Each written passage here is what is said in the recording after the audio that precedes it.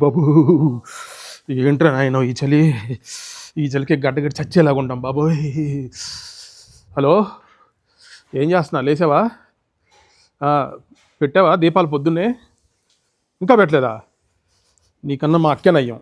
పొద్దున్నే లేచి చీకటితో దీపాలు పెట్టి, ఇంత చలిలో కూడా 4ంటికి లేచి దీపాలు పెట్టి పూజ చేసుకుంది. సరే అయితే వస్తున్నాను, ఉండు. అక్క,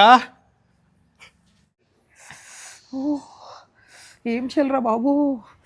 అమ్మో, ఇంత పొద్దున్నే లేసి పూజలు ఎలా చేస్తారు నాయను? అమ్మో అమ్మో, అనవసరంగా లేచాను ఇంత పొద్దున్నే. ఓ, నీ గురించి ఎంత బిల్డప్ ఇచ్చానే మా ఆవిడ ముందు.